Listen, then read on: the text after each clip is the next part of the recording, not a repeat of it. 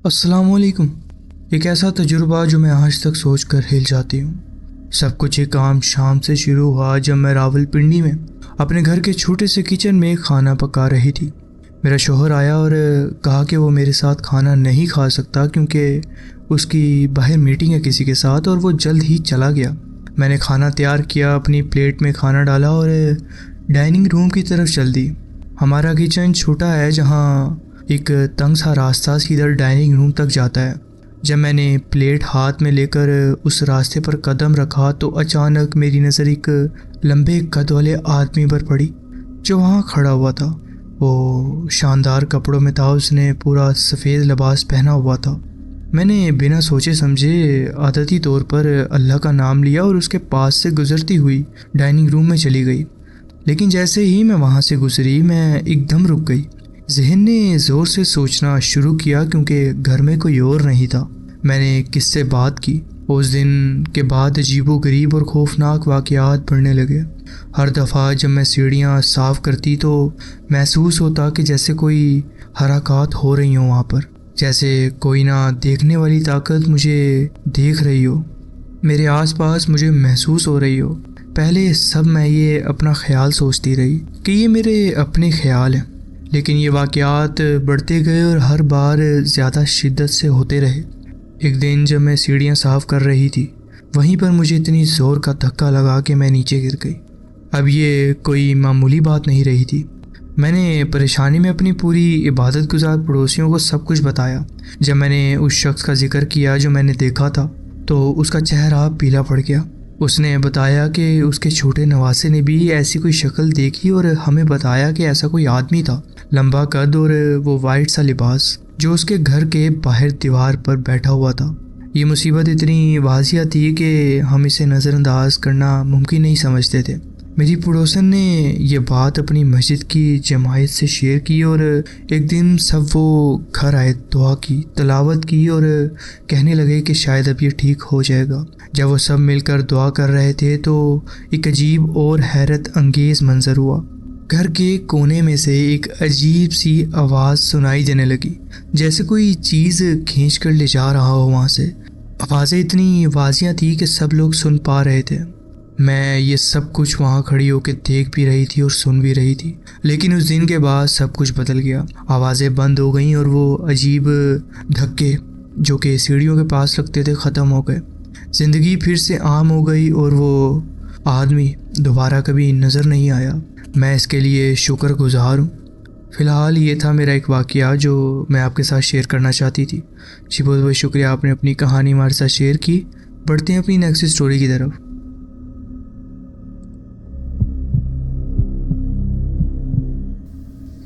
अस्सलाम वालेकुम, मेरा नाम अहमद है। ये एक सिलसिलावार वाक़यात हैं जो लगभग 2.5 साल तक चलते रहे, जो कि मैं आपसे शेयर करने जा रहा हूँ। और हर नए दिन एक साथ एक अजीब और हैरत अंगेज़ तजुर्बा हमारी ज़िंदगी का हिस्सा बनता रहा। मेरी बीवी और मैं 2011 में शादीशुदा हुए। पहले कुछ सालों तक हम अपने पुराने घर में रहे, मगर फिर हमने फ़ैसला किया कि हमें एक नई जगह पर शिफ्ट होना चाहिए। बहुत सोचने और जगह तलाश करने के बाद हमने कराची के सदर इलाके में एक बुलंद इमारत के 8 फ्लोर पे फ्लैट को अपना नया घर बना लिया। ये जगह हमें इसलिए पसंद आई क्योंकि यहाँ से शहर का खूबसूरत नज़ारा देखा जा सकता था और फ्लैट भी मॉडर्न था। छोटा ज़रूर था मगर एक नए शौहर बीवी के लिए मुकम्मल तौर पर ठीक था। सदर का इलाका अपनी रंजिशें और रवानी के लिए मशहूर है। दिन हो या रात यहाँ हर वक्त चहल पहल रहती है। हमारे फ्लैट से सिर्फ चंद कदमों दूर चाय के होटल्स, छोटी छोटी लोकल बेकरीज और मशहूर रेस्टोरेंट्स थे। शादी के चंद पहले सालों में हर जोड़ा नए नए मुकामात दरियाफ्त करना चाहता है और हमारे लिए ये इलाका बिल्कुल मुकम्मल था। कभी रात को देर तक चाय पीने निकल जाते, कभी किसी नए रेस्टोरेंट का मज़ा लेते और कभी बस शहर की रोशनियों को देखते हुए बालकनी में खड़े होकर बातें करते। हर चीज़ एक नई शुरुआत का हिस्सा लगती थी, एक नई ज़िंदगी का मुकम्मल हिस्सा। मगर हम दोनों को ये बिल्कुल अंदाज़ा नहीं था कि ये नए घर के अंदर भी एक अलग कहानी छुपी हुई है, एक ऐसी कहानी जो धीरे धीरे हमारी ज़िंदगी का हिस्सा बनने वाली थी। शुरू में मुझे इस फ्लैट में कोई भी अजीब चीज़ महसूस नहीं हुई। सब कुछ एक आम जगह की तरह ही था। शहर की रोशनियाँ, नीचे से आती ट्रैफिक की आवाज़ और रात के वक्त दूर कहीं से सुनाई देने वाली कुत्तों की भौंकने की आवाज़ें। मैं इन सब चीज़ों का आदी हो चुका था। ज़िंदगी अपनी रवानगी में थी और हम नए घर में अपनी शादीशुदा ज़िंदगी का नए दौर का लुत्फ़ उठा रहे थे। लेकिन कुछ अरसे बाद छोटी छोटी अजीब बातें महसूस होने लगीं। पहले तो मैंने इन्हें बस इत्तेफाक समझा, लेकिन धीरे धीरे ये मामलात बढ़ने लगे। कभी कोई तस्वीर बिना वजह गिर जाती, और वो भी ऐसे नहीं कि हवा की वजह से, बल्कि जैसे किसी ने ज़ोर से उसे ज़मीन पर फेंका हो। कभी महसूस होता कि मेरी आँख किसी साए को देख रही है, मगर जब भी सही से देखने की कोशिश करता तो कुछ भी नहीं होता। अजीब बात ये थी कि ये सिर्फ एक बार नहीं बल्कि काफ़ी बार होने लगा था। चीज़ें भी अपनी जगह से हटने लगी थी। पहले ये छोटी छोटी चीज़ें तक महदूद था। कभी चाबी अपनी जगह ना मिलना, कभी मोबाइल रखकर भूल जाता, और कभी रिमोट किसी और जगह रखा मिलता जहाँ मैंने रखा ही नहीं था। मैंने सोचा कि शायद मेरी बीवी बेइख्तियारी में चीज़ें इधर उधर रख देती होगी, या फिर ये बस हमारी मसरूफियत की वजह से हो रहा होगा। मैंने ये सब चीज़ें एक आम सी बात समझकर नज़रअंदाज करना शुरू कर दिया, लेकिन मुझे बिल्कुल अंदाज़ा नहीं था कि ये सिर्फ शुरुआत थी। अगर थोड़ी तफसील दूँ तो मेरी बीवी हर वीकेंड रात करीब 9 या 9:30 तक सो जाती थी। ये उसका मामूल था, क्योंकि वो सुबह जल्दी उठती थी और घर के काम काज और अपनी मसरूफियात की वजह से अक्सर थक जाती थी। दूसरी तरफ मैं बचपन से ही देर रात तक जागने का आदी था, ख़ास तौर पर वीकेंड्स पर जब मुझे कोई काम नहीं होता था। मुझे फिल्में देखना पसंद था और मैं अक्सर टीवी या लैपटॉप पर कोई थ्रिलर या हॉरर मूवी लगाकर आराम से बैठता, जबकि मेरी बीवी सो रही होती थी। ये हमारी ज़िंदगी की एक आम रूटीन बन चुकी थी। कुछ महीने गुजर गए और हर चीज़ आम ही लगती रही, मगर फिर एक रात एक ऐसी चीज़ हुई जिसने मुझे पहली दफ़ा सोचने पर बेचैन कर दिया।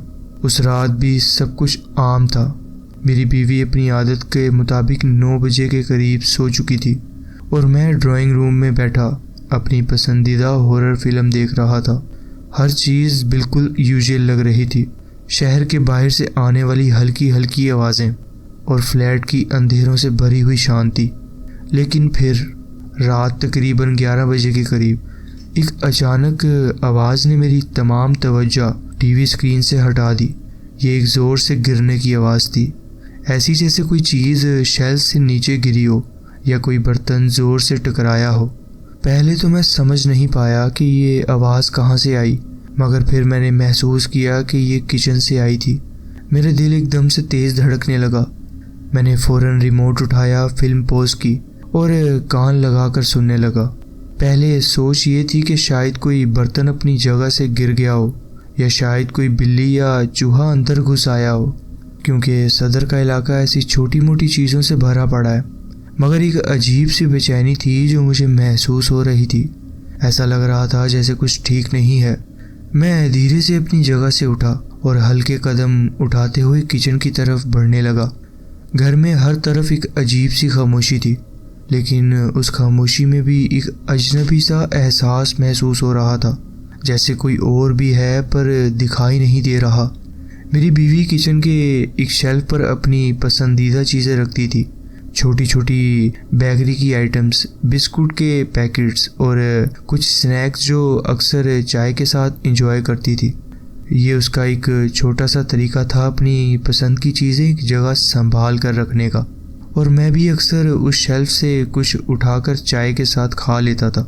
जब मैंने किचन में जाकर देखा तो एक छोटा बिस्कुट का पैकेट ज़मीन पर गिरा पड़ा था। पहले तो मुझे लगा कि शायद हवा या किसी हल्की हरकत की वजह से गिरा होगा, मगर फिर ध्यान दिया कि शेल्फ के किनारे पर एक इंच का लिप बना हुआ है जो किसी भी चीज़ को गिरने से रोक सकता है। इस शेल्फ पर रखी कोई भी चीज़ नीचे नहीं गिर सकती थी जब तक कि उसे ज़ोर से धक्का ना दिया जाए। ये बात मुझे थोड़ी अजीब लगी। मैंने आगे बढ़कर बिस्कुट का पैकेट उठाया और वापस शेल्फ पर रख दिया। दिल में एक अजीब सा एहसास था, लेकिन मैंने इस बात को ज़्यादा सीरियसली नहीं लिया। शायद किसी तरह से किसी चीज़ की वजह से गिर गया होगा। मैं यही सोचकर वापस अपनी यूजुअल रूटीन पर आ गया। किचन से निकला, चाय का एक और कप बनाया और वापस अपनी सीट पर बैठ गया। मैंने फिल्म का पॉज बटन हटा दिया और फिल्म दोबारा से देखने लगा, लेकिन मेरी अब तवज्जो जो है वो पूरी तरह से फिल्म पर नहीं थी। एक अजीब सी बेचैनी थी जो मुझे महसूस हो रही थी, जैसे ये एक छोटी सी बात सिर्फ शुरुआत हो, जैसे ये सिर्फ एक सिग्नल हो किसी और चीज़ का जो आने वाली थी। तकरीबन 20 मिनट भी नहीं गुजरे थे कि फिर वही आवाज़ सुनाई दी, एक तेज़ हल्की सी थपकी जैसी, जैसे कोई चीज़ शेल्फ से नीचे गिरी हो। इस बार मैंने बिना वक्त ज़ाया किए फ़ौरन उठकर किचन का रुख किया। अंदर जाकर देखा तो वही बिस्कुट का पैकेट ज़मीन पर पड़ा हुआ था, मगर अजीब बात यह थी कि इसके अलावा कोई और चीज़ नहीं हिली थी। सब कुछ अपनी जगह पर था, सिर्फ ये एक पैकेट था जो फिर से नीचे गिर गया था। मुझे थोड़ा अजीब लगा, मगर मैंने फिर भी इस बात को उतनी अहमियत नहीं दी। शायद कोई हल्की हरकत या हवा की वजह से हो गया होगा। मैंने यही सोचकर फिर से बिस्कुट उठाया, उसी जगह पर रखा और वापस बैठ गया। लेकिन ये सिलसिला एक दफ़ा का नहीं था, ये हर वीकेंड होने लगा। हर बार जब मेरी बीवी सो जाती तो ये बिस्कुट का पैकेट 1 से 3 दफ़ा ज़मीन पर गिरता। कभी मैं आवाज़ सुनता और जाकर देखता, और कभी बस सुबह उठकर देखता कि बिस्कुट फ्लोर पर पड़ा है। ये एक अजीब रूटीन बन गई थी, मगर मैंने इस पर इतना गौर नहीं किया क्योंकि कोई और चीज़ अजीब नहीं लग रही थी। ये सिर्फ बिस्कुट का पैकेट था। लेकिन एक रात ऐसी आई जो हर चीज़ बदल देने वाली थी। उस रात भी सब कुछ पहले जैसा ही था। मेरी बीवी अपने वक्त पर सो चुकी थी और मैं टीवी देख रहा था। रात का सुकून वैसे ही था, लेकिन अंदर ही अंदर मुझे एक अजीब सी घुटन महसूस हो रही थी, जैसे कुछ होने वाला है। और फिर बिल्कुल वैसे ही हुआ। बिस्कुट का पैकेट दोबारा गिरा। मेरे पसीने छूट रहे थे। घर में एक अजीब सी खामोशी थी, लेकिन उस खामोशी के बीच एक बेचैनी भी महसूस हो रही थी, जैसे कोई और भी यहाँ है, जैसे कोई मुझे देख रहा है। मुझे एक अजीब सी घबराहट महसूस होने लगी। दिल तेज़ धड़क रहा था, जैसे कोई अनजानी चीज़ मेरे अंदर एक डर की लहर भेज रही हो। मैंने धीरे से आगे बढ़कर देखा। बिस्कुट का पैकेट कम से कम 8 फुट दूर जाकर ज़मीन पर पड़ा हुआ था। ये बात मेरी समझ से बाहर थी। कोई भी चीज़ सिर्फ गिरने की वजह से इतनी दूर तो जा सकती नहीं थी। अगर सिर्फ गिरती या तो शेल्फ के नीचे गिरती या उसके करीब कहीं गिरती, लेकिन ये जैसे किसी ने जानबूझकर ज़ोर से उछाल कर फेंका हो। मैंने महसूस किया कि मेरी सांस तेज़ हो रही थी, हाथ ठंडे हो रहे थे, मगर फिर भी मैंने हिम्मत की और बिस्कुट का पैकेट उठाकर वापस उसी शेल्फ पर रख दिया। लेकिन जैसे ही मैंने अपना हाथ शेल्फ से हटाया, मुझे महसूस हुआ कि कमरे की दर्जा हरारत अचानक गिर गई थी। सर्दियों का मौसम था और फ्लैट के अंदर एसी भी नहीं चल रहा था, लेकिन फिर भी मुझे एकदम ठंड महसूस होने लगी। ये एक आम ठंड नहीं थी, ये वो ठंड थी जो सिर्फ तब महसूस होती है जब कोई चीज़ इंसान के बिल्कुल करीब हो, लेकिन दिखाई ना दे रही हो। जैसे कोई साया मेरे बिल्कुल करीब हो, अपनी सांस मेरी गर्दन पर महसूस कर रहा हो। सिर से पाँव तक एक तेज़ झुंझुनाई सी दौड़ गई, जैसे मेरे अंदर किसी ने बर्फ़ भर दी हो।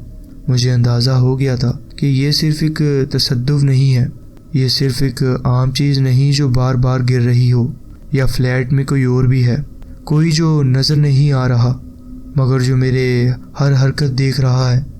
और सबसे अजीब बात ये थी कि ये बिस्कुट का ऐसा गिरना जैसे कोई किसी से नाराज़ हो, ऐसा महसूस हो रहा था। मगर क्यों?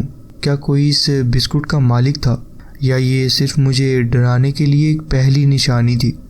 मेरी सांसें तेज़ हो रही थी, मैं वहाँ से निकलना चाहता था, मगर एक अजीब सी बेचैनी मुझे जगह से हिलने नहीं दे रही थी, जैसे अगर मैं मुड़ा तो कुछ बहुत नज़दीक आ जाएगा। अगली सुबह जब मेरी बीवी उठी तो मैंने उसे रात का पूरा वाक़या बताया। मैंने बिस्कुट के गिरने की बात की, उसके अचानक दूर तक गिरने की, और सबसे ज़्यादा उस ठंड का जिक्र किया जो एकदम से महसूस होने लगी थी।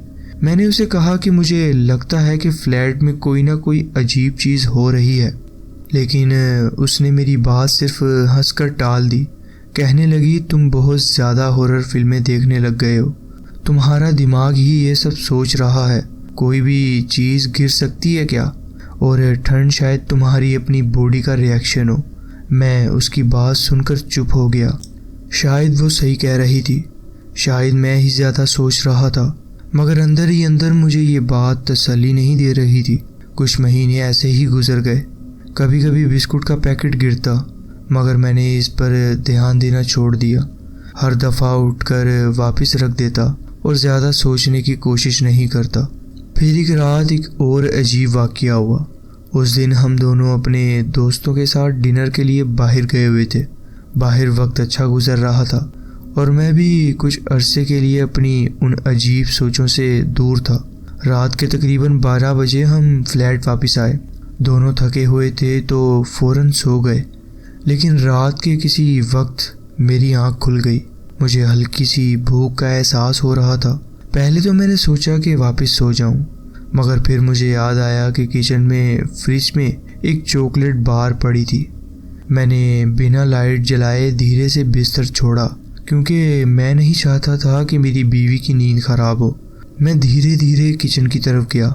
सिर्फ स्ट्रीट लाइट की हल्की रोशनी का रास्ता दिख रहा था। सब कुछ आम था, हर चीज़ अपनी जगह पे थी, कोई भी अजीब बात नहीं लग रही थी। लेकिन जैसे ही मैं सिंक के पास खड़ा हुआ, अचानक मुझे कुछ अजीब महसूस होने लगा। एक ठंडी लहर जैसे पूरे किचन में दौड़ गई हो। ये एक आम ठंड नहीं थी, ये एकदम से आई थी बिना किसी वजह के, जैसे किसी ने एक बर्फ़ का टुकड़ा मेरे सिर के ऊपर रख दिया हो। ये वही एहसास था जो मुझे पहले भी हो चुका था। एक अजीब सी झुंझुनाई फिर से मेरे हाथों से लेकर पैरों तक दौड़ी। सांस लेना भी थोड़ा मुश्किल लग रहा था। और फिर मुझे एक और चीज़ महसूस हुई, जैसे कोई बिल्कुल मेरे पीछे खड़ा हो। मैं तब भी सीधा ही खड़ा रहा, बिना हिले बिना डरे, बस उस महसूसत को समझने की कोशिश कर रहा था। जैसे ही मैं मुड़ने वाला था, एक बिल्कुल हल्की सी सांस की आवाज़ मेरी गर्दन के बिल्कुल करीब सुनाई दी, जैसे कोई धीरे से, बहुत धीरे से मेरी गर्दन के पास सांस ले रहा हो। मुझे महसूस हो रहा था कि पूरा किचन एक बर्फ़ के ठंडे कमरे जैसा बन गया है। हल्की सी भी गर्मी महसूस नहीं हो रही थी, सिर्फ एक बर्फीली ठंड जो हर तरफ छाई हुई थी। मेरी उंगलियां ठंडी पड़ चुकी थी, पैरों तले ज़मीन भी जैसे बर्फ़ बन चुकी थी।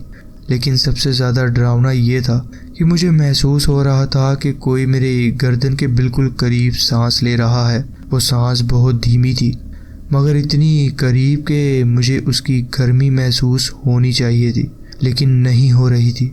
जैसे कोई हो, मगर फिर भी दिखाई ना दे रहा हो। एक अजीब सी गर्मी और सर्दी का मिक्स महसूस हो रहा था, जैसे मेरी हर एक हिस्स महसूस कर रही हो कि कोई है, मगर आँख ना मान रही हो। कोई था वहाँ, मुझे पता था।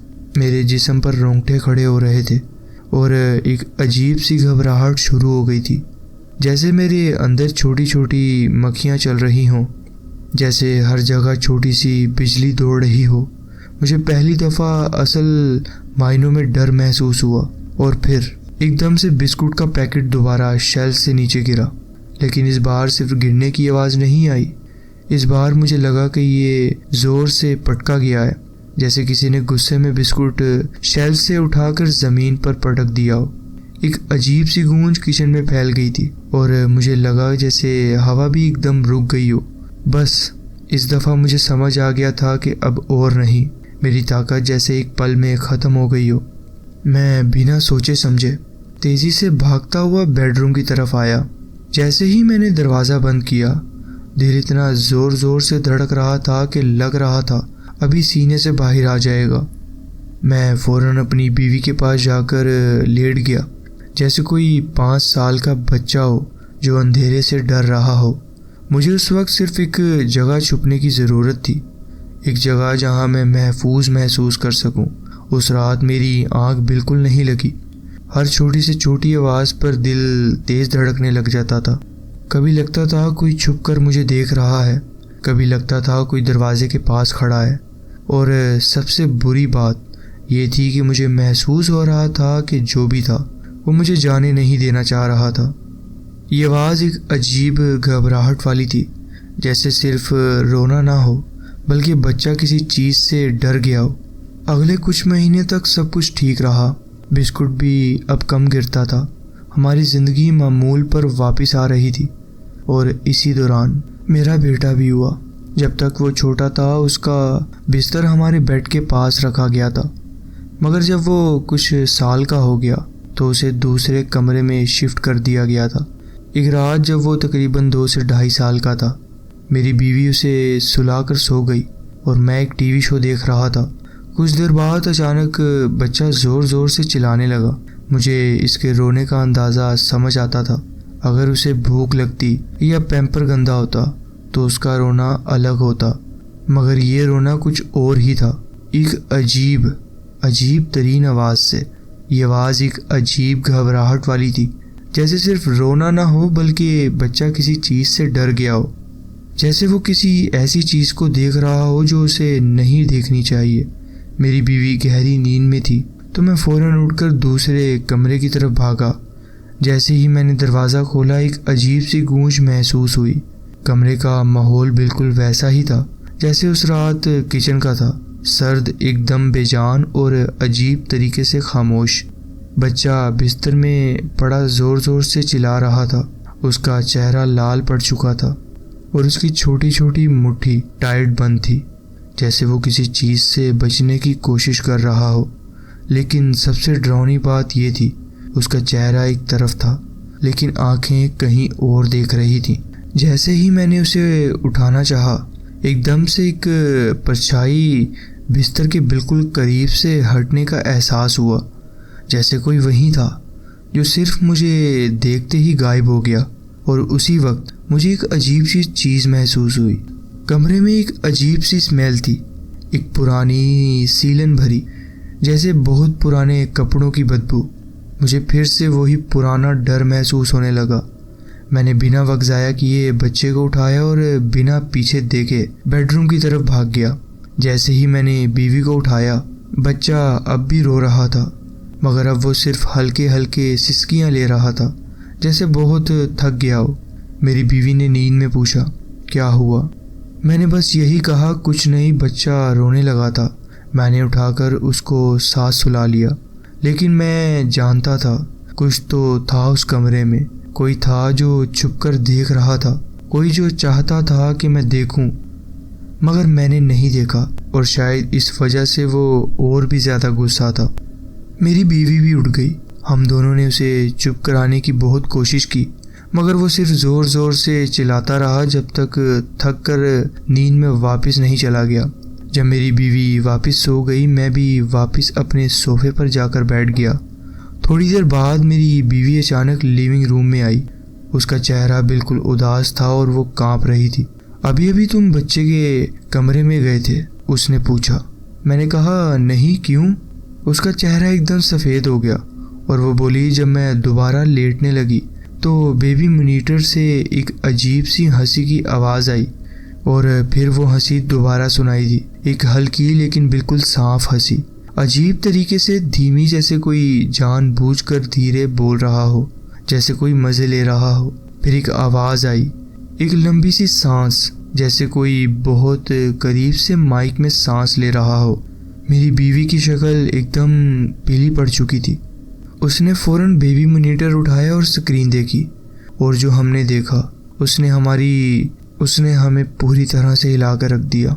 स्क्रीन पर हमेशा की तरह उसका बिस्तर नज़र आ रहा था, मगर इस बार एक साइड पे एक धुंधली सी परछाई भी थी, जैसे कोई बिस्तर के बिल्कुल करीब खड़ा हो, झुककर बच्चे को देख रहा हो। लेकिन सबसे डरावनी बात ये थी, वो हिल नहीं रही थी, धीरे धीरे, जैसे बस धीमी सी हरकत में हो। मेरी बीवी की चीख निकलने वाली थी, मगर उसने अपने हाथ से अपना मुंह बंद कर लिया। मैं बिना एक पल ज़ाया किए उठा और बेड के पास रखी टॉर्च उठाकर और बच्चे के कमरे की तरफ भागता गया। जैसे ही मैं अंदर घुसा, एक भारी सी हवा महसूस हुई। पूरा कमरा एकदम बंद था और अंदर एक अजीब सी बदबू थी। जैसे पहले ही पुराने गले कपड़ों की आ रही थी। मगर सबसे बुरी बात यह थी, पहले एक बिल्कुल करीब एक हल्की सी हंसी अब भी सुनाई दे रही थी, लेकिन वहाँ कोई था नहीं। लेकिन एक बात जो मुझे कभी समझ नहीं आई, वो हंसी किसकी थी? वो चेहरा जो मॉनिटर पे आया था, वो क्या था? क्या वो कोई साया था, कोई जो सिर्फ देख रहा हो, या कुछ और? आखिर वो बिस्कुट क्यों गिरता रहता था?